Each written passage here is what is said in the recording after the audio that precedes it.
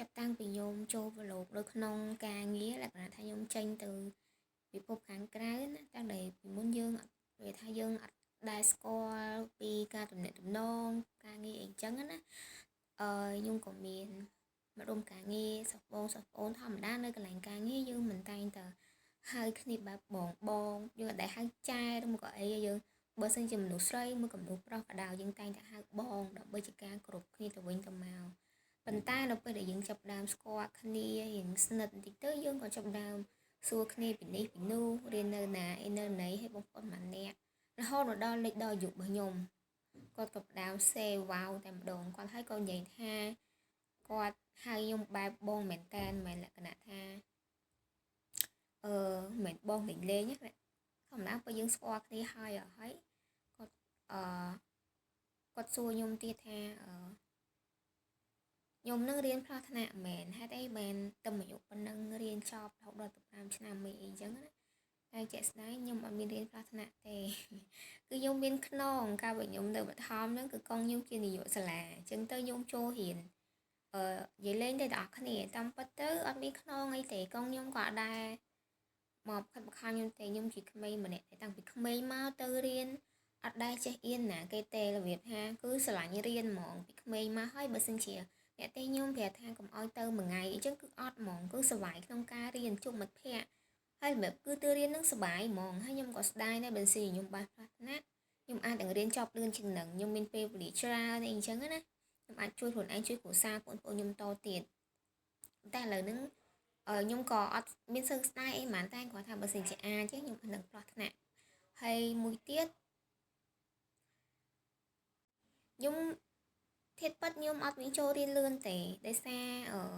ខ្ញុំនៅក្នុងថ្នាក់ហ្នឹងខ្ញុំគិតថាខ្ញុំចូលរៀនលឿននៃអាយុខ្ញុំនោះប៉ុន្តែនៅពេលដែលខ្ញុំរៀនណាមករៀននៅសាកលទេបាទខ្ញុំដឹងថាមិនមែនមានតែខ្ញុំទេដែលអាយុតិចនៅមានអ្នកដែលមានអាយុតិចជាងខ្ញុំរហូតដល់ទៅ1ឆ្នាំទៀតបើន័យថាគាត់ប្អូនខ្ញុំ1ឆ្នាំទៀតអញ្ចឹងអត់អាចទេយើងពេលខ្លះយើងគិតថាយើងហើយតែមិនអាចយើងម្នាក់ឯងទេយើងមានអ្នកផ្សេងទៀតដែលគាត់អាយុជាងយើងទៅទៀតតែរឿងរៀនមួយអត់មានពាក្យថាអាយុទេទាំងអស់គ្នាទាំងអស់គ្នារៀនទៅថាទាំងអស់គ្នារៀនភាសាចាប់ដល់ចូលរៀនសកលឬមកក៏បែបមិនក៏ដោយអត់មានពាក្យថាខកពេលទេ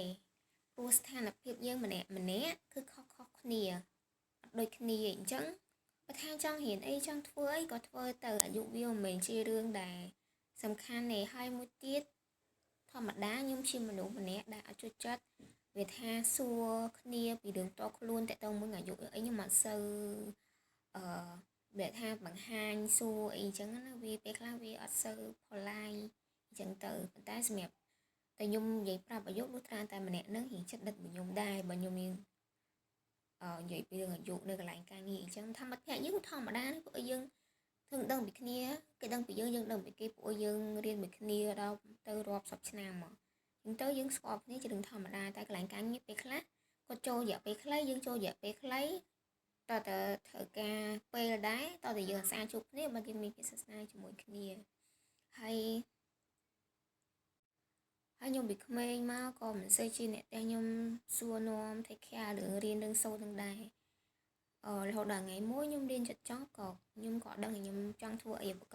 បដែរគ្រាន់តែចង់មានថាយើងចង់ឲ្យចំណងនោះ social media អត់ទាន់មានទេអត់ដូចឥឡូវទេគាត់មាន challenge តាមថ្មីដូចចំណងនោះខ្ញុំអត់ដែរលេង Facebook TikTok អីក៏អត់ទាន់មានដែរចំណងនោះគ្រប់បណ្ដាញសង្គមទាំងអស់គឺមានតែ Facebook ឯងដែលចេញមុនគេហើយខ្ញុំអត់ដែរលេងទេពេលអញ្ចឹងមានថាពេលនោះអាចជាសារទៅជន់ជឿនលឿនអញ្ចឹងទៅយើងអត់សូវដឹងព័ត៌មានខាងក្រៅព័ត៌មានអីគេឆ្លោះគ្នាអីក៏យើងអត់ដឹងពីនោះគឺខ្ញុំអត់ដែរលេង social media តាមម្ដងរហូតដល់ខ្ញុំរៀនចិត្តប្រឡងបាក់ឌុបខ្ទង់ផាច់ថ្នាក់ទីម៉ាងទី10ទី1ទី2ហ្នឹងមិនដឹងខ្ញុំអត់ច្បាស់ទេប៉ុន្តែទៅដល់ថ្ងៃមួយកងខ្ញុំក៏សួរថាចៅឯងរៀនចប់ចង់ធ្វើអី and then ខ្ញុំនេះក៏អត់ទាន់ឆ្លើយគាត់ក៏ប្រាប់ខ្ញុំថាចៅឯងរៀនពេទ្យទៅខ្ញុំក៏អូខេតាមគាត់ណាមួយខ្ញុំរៀនគិតមើលទៅរៀនស្រឡាញ់ដែរអញ្ចឹងណារហូតand then ម្ដងថ្ងៃហ្នឹងខ្ញុំរៀនចប់ហើយគាត់ក៏អត់មានវត្តមានទៀតដែរso sad ណាស់គ្នាហើយពេលតែថ្ងៃប្រឡងបាក់ឌុបហ្នឹងគាត់ជាងខ្ញុំទៀតគឺលក្ខណៈថាថ្ងៃទៅប្រឡងហ្នឹងគឺដុបចៅទៅហ្មងមកដល់ផ្ទះខ្ញុំតាំងពីព្រឹកព្រលឹមដុបដើម្បីដុបខ្ញុំទៅប្រឡងហើយថ្ងៃ ដឹងលទ្ធផលអញ្ចឹងទៀតហើយឌុបខ្ញុំញ័រក៏មនុស្សចាស់ហ្នឹងខ្ញុំថាខ្ញុំអាចទៅខ្លួនឯងបានតែគាត់ព្រមទេគាត់សុខចិត្តឌុបខ្ញុំទៅអញ្ចឹងណាហើយនៅឈរចាំខ្ញុំនៅលើក្រៅទ្វារហ្នឹងហ្មងចាំខ្ញុំនៅខាងក្រៅច្រកណាហើយថ្ងៃដល់ហូតដល់ថ្ងៃដឹងលទ្ធផលជាងខ្ញុំទៀតឡើងមកតាំងពីព្រលឹមមកសួរខ្ញុំថាថ្ងៃប្រឡងហើយដំបូងមកសួរខ្ញុំថាសង្ឃឹមអត់បានអីនីតិអីចឹងណាហើយខ្ញុំប្រាប់គាត់ថាកងសង្ឃឹមតែគាត់សើចសង្ឃឹមនឹងជាប់តែដឹងថានីតិអីទេតែខ្ញុំនឹកក្នុងចិត្តហើយថាខ្ញុំបានអីតែស្ដែងចេញមកគឺចឹងមែនអានឹងញៀនរបស់ខ្ញុំពីមុនរហូតដល់ចេញលទ្ធផលឡើងគាត់ជាងខ្ញុំសម័យខ្លួនទៀតណាគាត់ទៅពេលដឹងថាខ្ញុំបាននីតិអីគាត់ឡើងលក្ខណៈថាគាត់ជាងសម័យខ្លួននេះអស់ខ្លាំងមែនតើរហូតដល់ឥឡូវហ្នឹងគាត់លាចាកលោករយៈពេល3ឆ្នាំហើយពេលដែលកងខ្ញុំឈឺហ្នឹងគឺខ្ញុំនៅទ្រាំមើលគាត់អូអ្នកទាំងអស់គ្នានៅពេលដែលយើងមាននៅទ្រាំអ្នកឈឺទៅដឹងថាជីវិតវាពិបាកមែនតើហើយកងខ្ញុំពេលហ្នឹងគាត់គឺអត់តែពីណានិយាយអីក៏ដោយគាត់វាព្យាយាមធ្វើឲ្យអស់ក្នុងចិត្តលុយគាត់ចុងក្រោយហ្នឹងគាត់យកតែធ្វើបន់កសាងវត្តអារាមសាលារៀនជួយក្មេងៗអីអញ្ចឹងណាគាត់ធ្វើឲ្យហើយនឹងមើលជំងឺរបស់គាត់ពេលចុងក្រោយ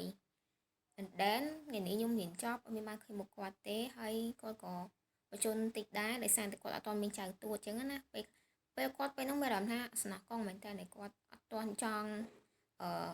អត់ចង់អញ្ចឹងណាគាត់វាឲ្យតែពីណានិយាយរឿងអីគឺគាត់ទៅតាមគេហើយដើម្បីឲ្យគាត់នឹងជាភាសាតែជាក់ស្ដែងពេលហ្នឹងកូវីដ